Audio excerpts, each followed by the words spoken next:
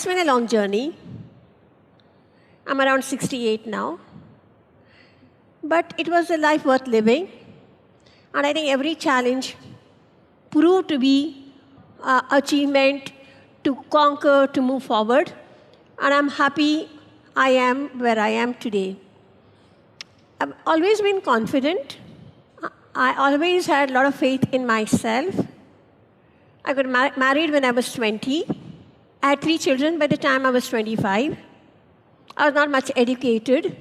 Grew up in a small town, Bangalore. I had moved to Bombay after marriage. But I did not know what marriage entailed. That there will be so much physical abuse, economic abuse, emotional abuse of every type. But not just that, there's no support. There's no support at all except to adjust and be in that home. I did not know what else to do, but I knew what was happening to me was not right.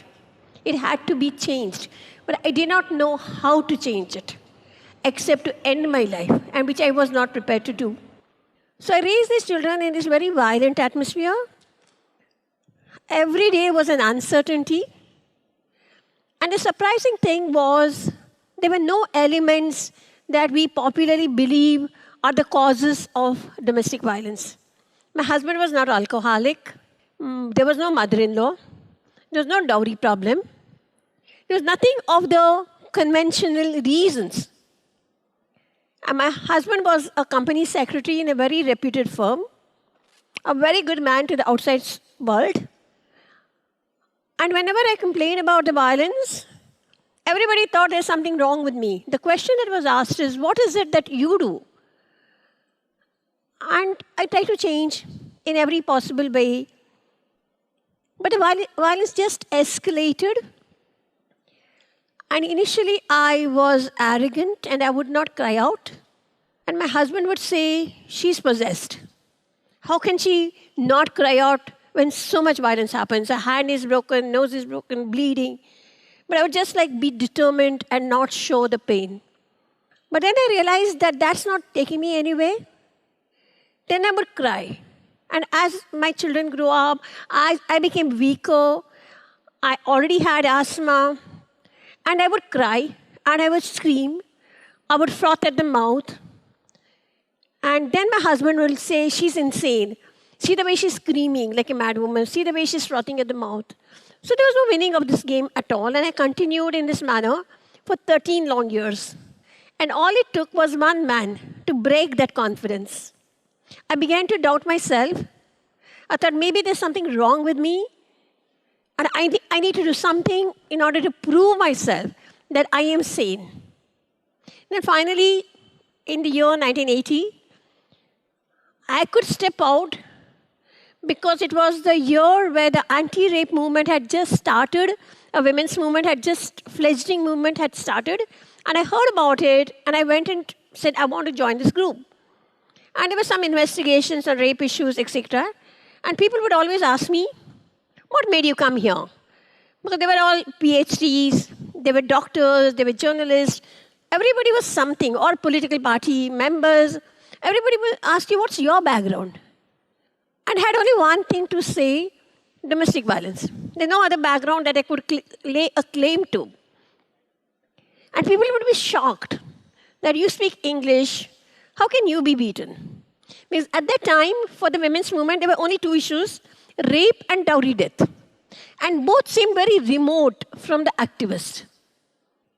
And I was talking about a day-to-day violence that somebody goes through. It happens all around us, but we were not ready to accept it. We were not ready to open our eyes and say, there's a problem here. So I brought in the word domestic violence into the movement. And in order to do that, to convince people why I'm here, I wrote my own story. It's titled My Story, Our Story of Rebuilding Broken Lives. First, I wrote it in 1981, and in 1984, the small book was informally published. It went to many editions, but it still has remained as an informal book. But even as an informal book, it's gone across the world, been translated into at least 10 Indian languages, and it has changed the lives of many women because they see a ray of hope here. that into the ordinariness, into the murkiness, into the despair, you can emerge out. And according to me, never mind how much I have written subsequently, I think that remains a very strong sense of achievement, that the book is relevant even today. It's a very simple book, written in a very simple manner, and I've never changed it. It's got grammatical mistakes, it's got so many other things, it's not proper book. And each time in a revised edition, people want to know, how are your children now? How did you manage life? How did you move on? So each time I've added a page or two, but it still remains a very small booklet. But from here, I went on to study. I finished my graduation, and I did my law with a single purpose of helping women. Because we started with counseling, we formed a small group, and we were offering counseling. But I realized that counseling doesn't get you anywhere. You needed legal help. You needed somebody to hold your hand and guide you through the court processes. Because all of us are afraid of courts. Even the best of us, educated, have lots of exposure. I've seen people crumble when they have to come to court to give evidence. And here we are telling our rape victims, telling our victims of domestic violence that you can do it on your own, or you must engage a private lawyer. So I found this need very acutely in my life, and that is why our organization was started. It's called Majlis. And over the years, consistently, we have worked with victims of domestic violence, helping them to access their rights, first in the family courts in Mumbai, and subsequently in the Magistrates Court after the Domestic Violence Act came into force, and held their hands and guided them through the entire process. In 2001, 2011, we started another wing, another aspect of our work, is to provide support for victims of rape. And it was a case of a 4-year-old who was raped in a school. And we knew that this mother would have no chance if there was somebody not there to guide her and help her. So we stepped in, and over the years, we have helped about 500 rape victims in Mumbai. And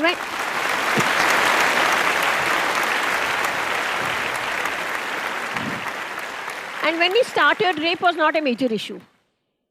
Nobody was working on rape. Everybody was working mainly on the issue of domestic violence. But 2012, it changed. We all know the Nirbhaya case, the gang rape, etc. Subsequently, the Shakti Mills case.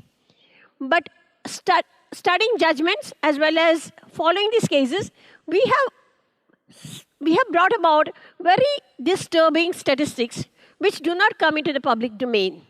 For instance, family abuse is as much as stranger abuse. 73% of the victims are under 18. Many victims are out-of-school children. There is poverty, there's other vulnerabilities, etc. And the incident of rape pushes them further down. They are raped because they are vulnerable, they are outcast. After the rape, they go down further. If they were in school, they have to stop school, they have to change their residence. The trauma of going to the process of litigation, the facing the cross-examination in a court, and then at the end of it, if there is no conviction, and there is no conviction in 90% of our cases, she is termed a liar. She's put into the system for no fault of hers. She has only gone and filed a complaint, and the entire thing unfolds. And the way the criminal justice system functions is benefit of doubt to the accused. That means if the investigation lapses, if there are lapses in medical examination, if the public prosecutor does not do his work well, the judge is insensitive and callous, it will end in acquittal. We're very happy to tell you, in the cases that we have intervened, the conviction is 80%. Why is it 80%? Because we help the victim, we help her, make her understand her papers. It's like giving an exam. What did she say in a FIR? If she's able to say that with confidence in the court, and we warn her that this is going to be the kind of questions that might be put to you, and you must answer them truthfully, bring out the facts, And because of it, we have been able to reverse it. At the end, I just want to mention one particular case, which I think is very close to me. Is of a 16-year-old girl who was raped by the father. Before her, her sister was also raped, and her mother is a victim of domestic violence. From the age of 12 till the age of 16, 17, she endured this. She was a very good student and studying in an engineering college, diploma course. One day, during her exam, the father attempted to rape her, and she couldn't take it anymore. She resisted, she left home. Father said, now don't come back. Then she went and filed a case in the police station. The case went forward, and it was time for her to come for a deposition. When she came into court, she said, I filed a false complaint. My father did not rape me. We happened to be there in the court. And then the public prosecutor showed her the FIR that she had filed. And then she broke down. And she started sobbing. So the judge asked us to help her. We spent time, we told her about our program, and we told her, you must tell the truth, otherwise you'll be back in the same situation. And then she went back, she gave evidence, conviction happened. But her mother was so violent with her, she snatched her phone, she snatched away her gold chain, and she said, now you do not come back. We talked to the college, we arranged for her fee waiver, we arranged for the mess waiver, and she finished the diploma course. She got 85% despite all this.